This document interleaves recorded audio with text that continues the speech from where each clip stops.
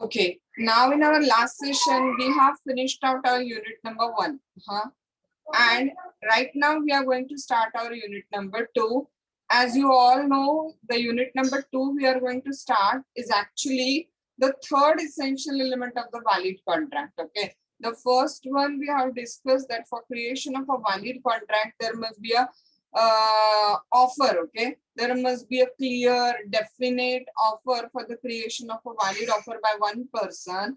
And the second essential for creation of a valid contract is that there must be a absolute unconditional acceptance of that particular offer. Okay, now the unit number 2 heads with the name consideration, and that consideration is considered to be, as you are aware, the third essential element for creation of the valid contract. You all know what is meant by this particular word consideration, because in our last chapter we already discussed the basic meaning about the word consideration. Consideration का simple language में मतलब क्या हमने discuss किया था. Consideration मतलब something in a return. Okay, if I am doing something for you to make a binding contract, you must give me something in a written, and that something in return is considered as a consideration. If we take out a simple example for this, a simplest example for this is that if I am going to sell my house to you and you are paying me 5 lakh rupees for that house, then house is a consideration for you all, and 5 lakh rupees will be consideration as a for me. So something in a written, that stands for this particular word consideration. This word also have a Latin term. Okay, the Latin term for a word consideration is, if you all remember, this word is also discussed by us in our unit number 1. That Latin term for the word consideration was quid pro quo. Remember, quid pro quo मतलब ही क्या था? Consideration. और consideration मतलब ही क्या? Something in a return. If I'm doing something for you, you are giving me something in a return, and that something in return will be considered as a consideration. Okay, now see, consideration जो है ना, first thing you should keep in a mind that England में consideration को वो लोग बोलते हैं कि consideration can be a benefit to one party and detriment to another party. But consideration cannot be a benefit to the both party. जैसे ना, for example if I am purchasing a television set, मेरे लिए भले ही television set मेरे पास आने वाला है, but मेरे पॉकेट से 15,000 रुपए जाएंगे ना, तो मुझ पर रिस्पॉन्सिबिलिटी आ जाएगी कि मुझे 15,000 रुपए देने. तो मेरे वन पार्टी के लिए बेनिफिट है, दुकानदार को तो फायदा है ना, वहां पे उसका टेलीविजन सेट बेचा भी गया और उसको 15,000 रुपए मिले, उससे उसको प्रॉफिट मिला.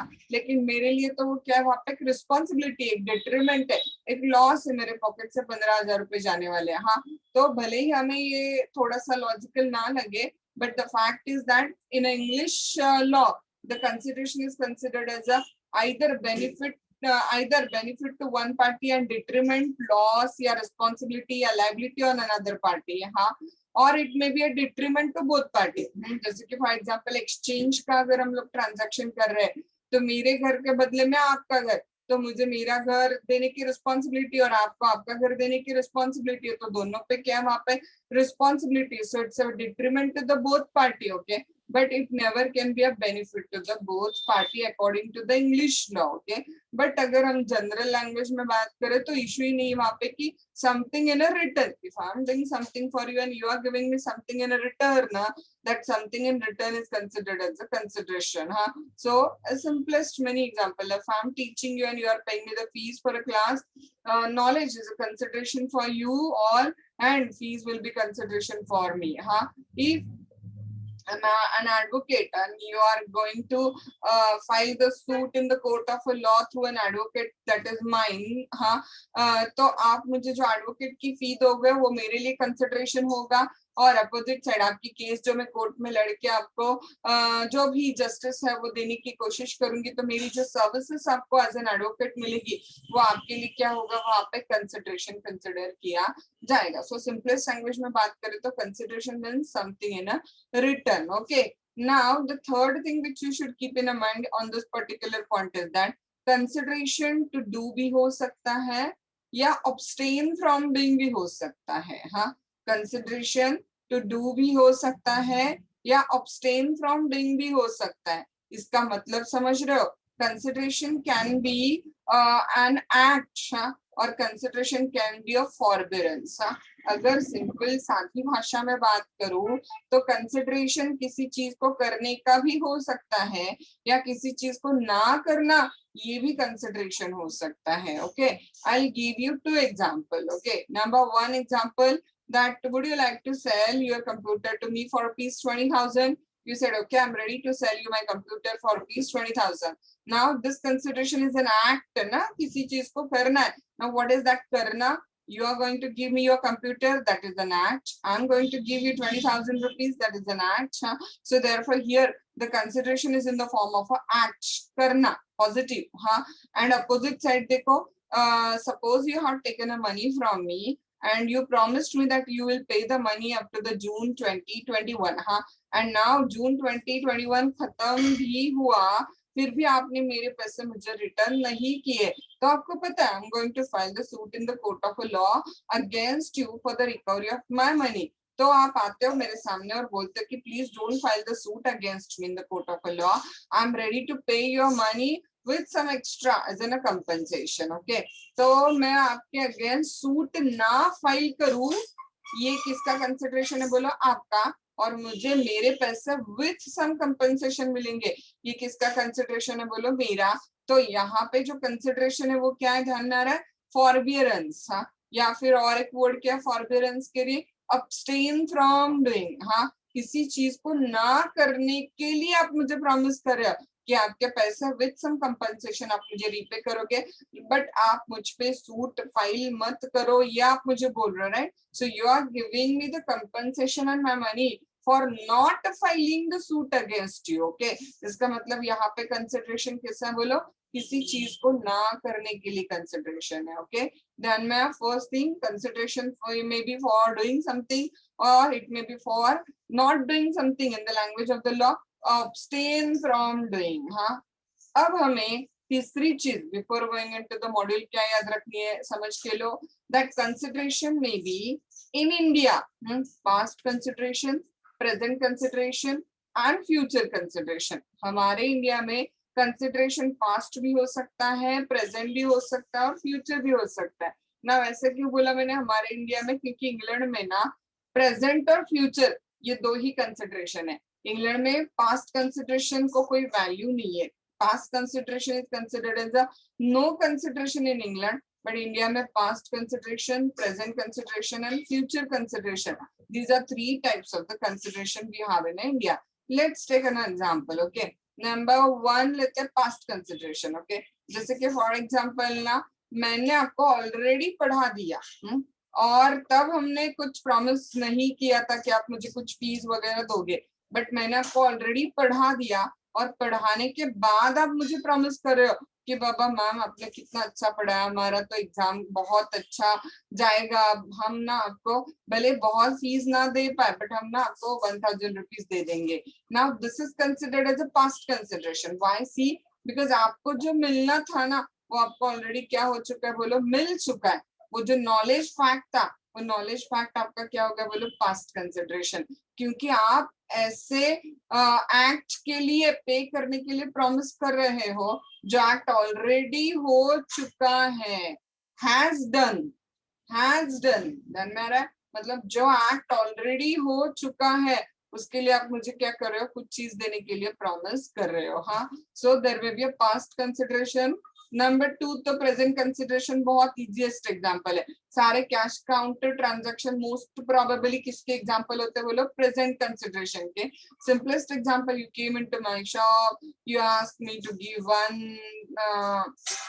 kg sugar and gave me 40 rupees. I gave you 1 kg sugar, you paid 40 rupees, immediately the contract complete हो गया।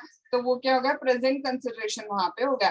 तो इन जनरल इमीडिएट जो ट्रांजैक्शन साइमल्टेनियसली हो जाते हैं दोनों साइड से, वो क्या हो जाता है? प्रेजेंट कंसिडरेशन हो जाता है। एंड नंबर 3 क्या आ जाएगा देखो? Future consideration. This is also valid in India as well as in England. जैसे कि फॉर एग्जाम्पल ना, मैंने आपको प्रॉमिस किया कि मैं आपको सीए फाइनल्स में पढ़ाऊंगी, हाँ, और आपने मुझे प्रॉमिस किया कि आप मुझे सीए फाइनल्स के लिए 5000 रुपीज फीस क्या करोगे, पे आउट करोगे। तो यहाँ पे दोनों ने भी अपना एक्ट अभी कंप्लीट किया हुआ है क्या, बोलो? नहीं, both are just promising to do something, right? So this promising to do something will be considered as a, क्या consider किया जाएगा बोलो, future consideration, okay? So consideration कैसा हो सकता है बोलो, past हो सकता है इंडिया में, प्रेजेंट हो सकता है, और फ्यूचर कंसिडरेशन हो सकता है, राइट? नाउ आगे आते हैं हम लोग, हाँ।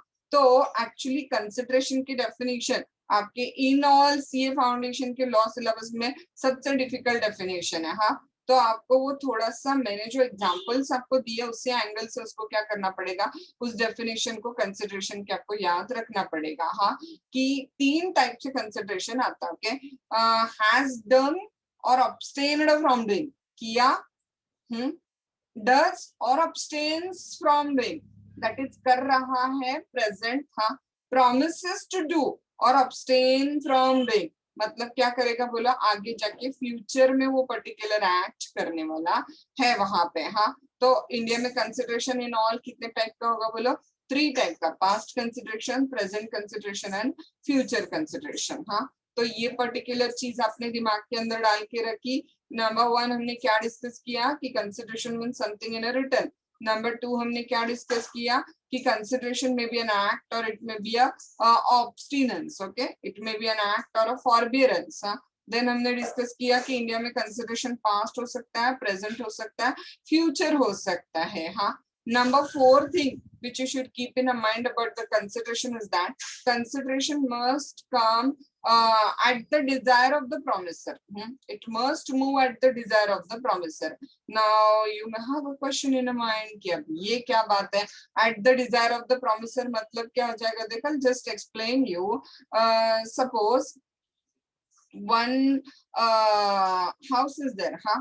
And that house was getting burned, हाँ, वो घर जल रहा था, हाँ, और आप रोड से जा रहे थे। अब ना आपको एक्चुअली थोड़ा सा नॉलेज है कि अगर किसी जगह को फायर ब्रेकआउट हो जाए, आग लग जाए, तो उसको बुझाना कैसे, इसका आपको थोड़ा सा नॉलेज है, हाँ।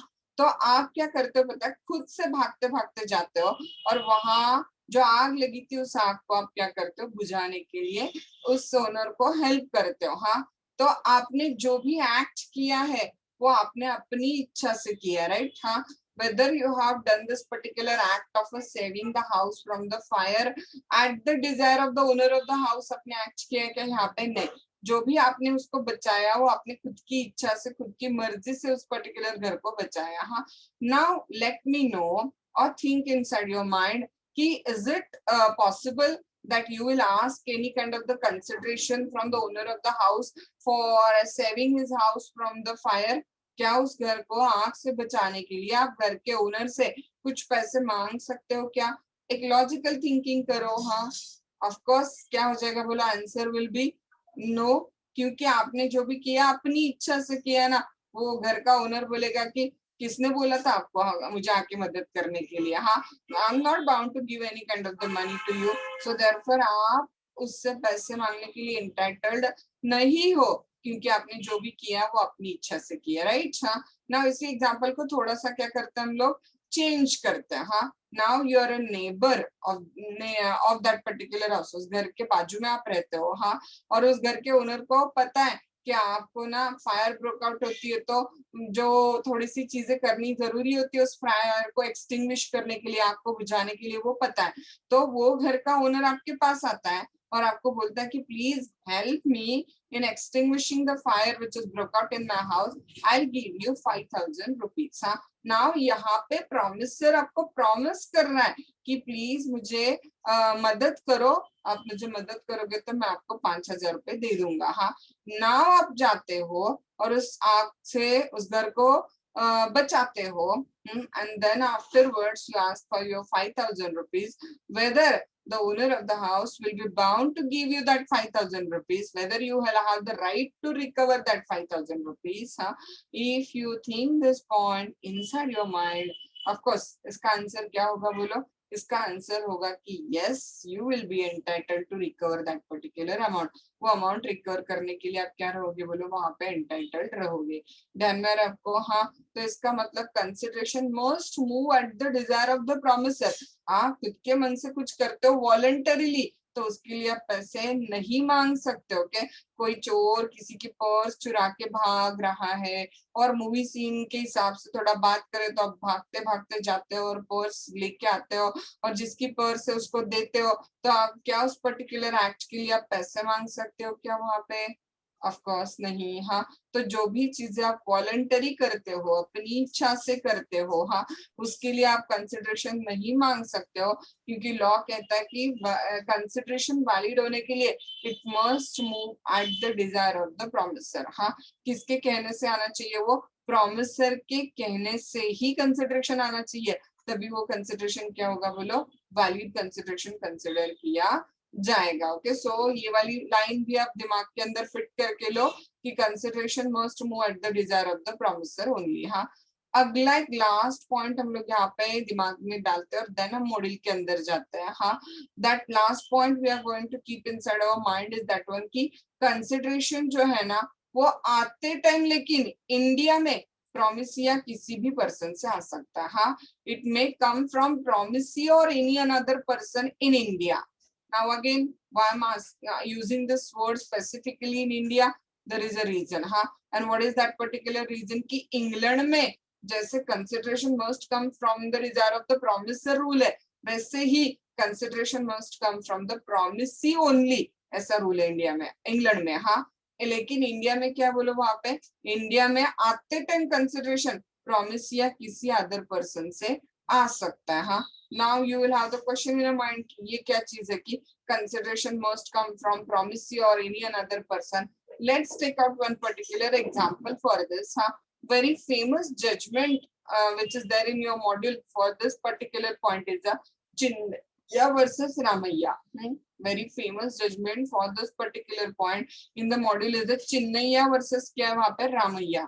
Now what happened in this particular case? देखो इसमें क्या होगा, one mother was there and mother was having some property. एक माँ है, माँ की कुछ प्रॉपर्टी है। हाँ, now mother want to make the gift deed of the property in the name of her daughter. Mother को अपनी सारी प्रॉपर्टी किसको देनी है बोलो, डॉटर को अपनी पूरी प्रॉपर्टी देनी है। हाँ, बट उस मदर को ना एक भाई है, मदर हैव है ना अंकल, हाँ sorry, mother have a brother who is actually uncle of the daughter. उस डॉटर का मामा है वो, हाँ अंकल है। Now mother when gave her all property or make a deed of giving all the property to the daughter, हाँ, she put a sentence into that particular deed.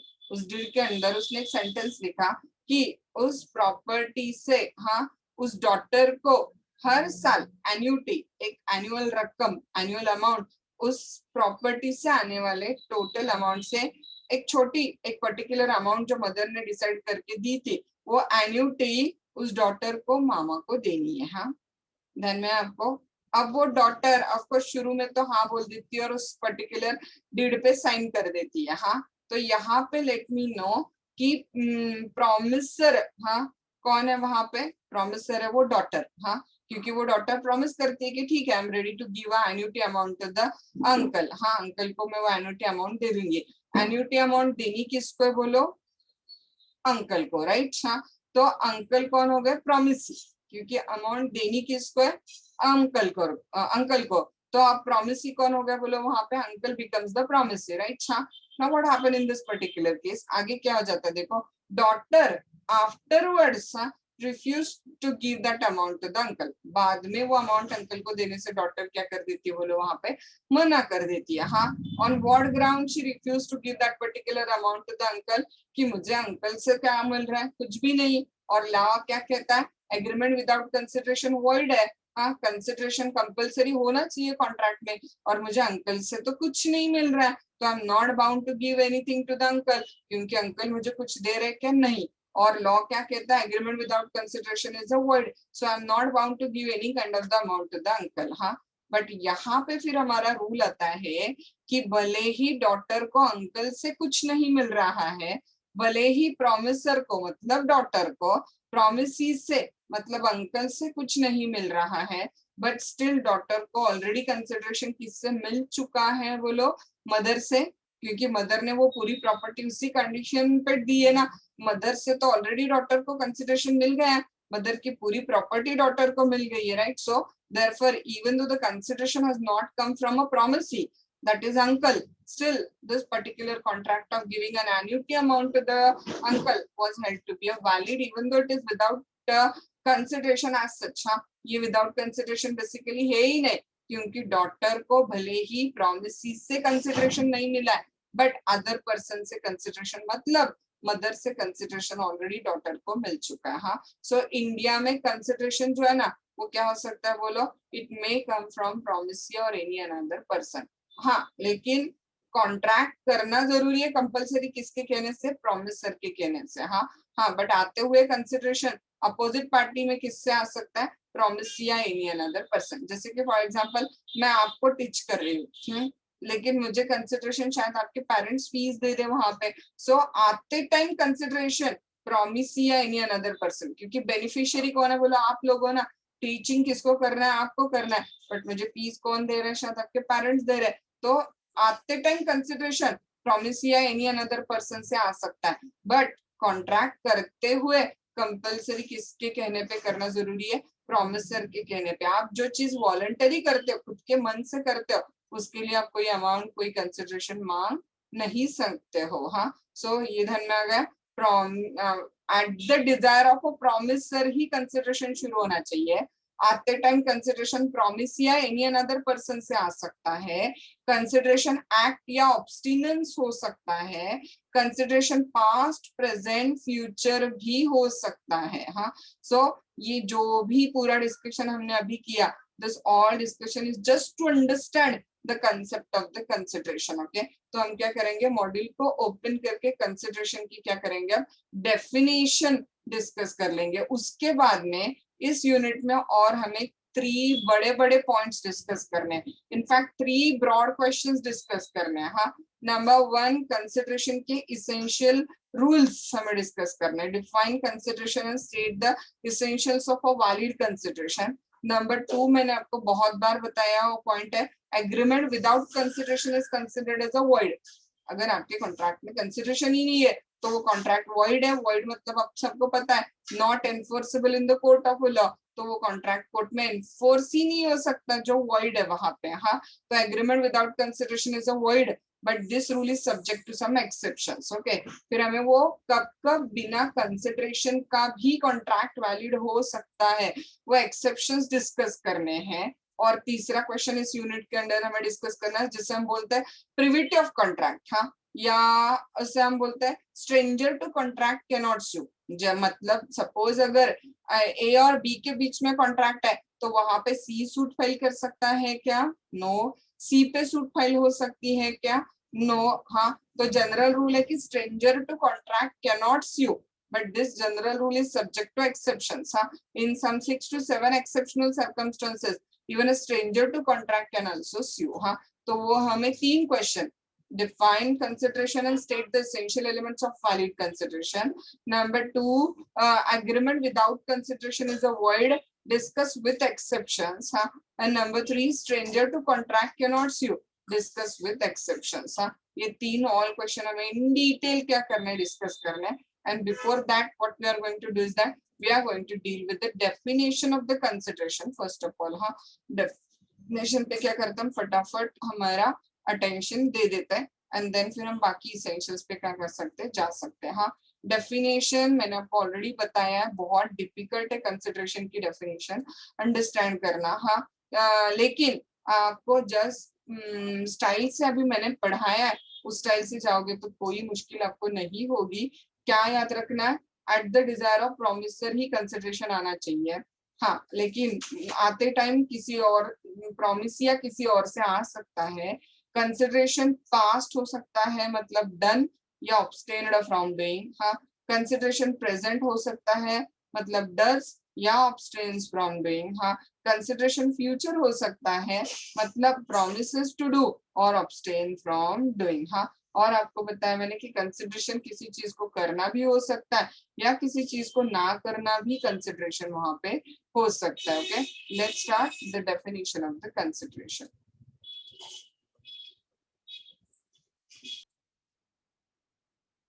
Now what we will do is that we will start our definition of consideration and remaining all points in our next session.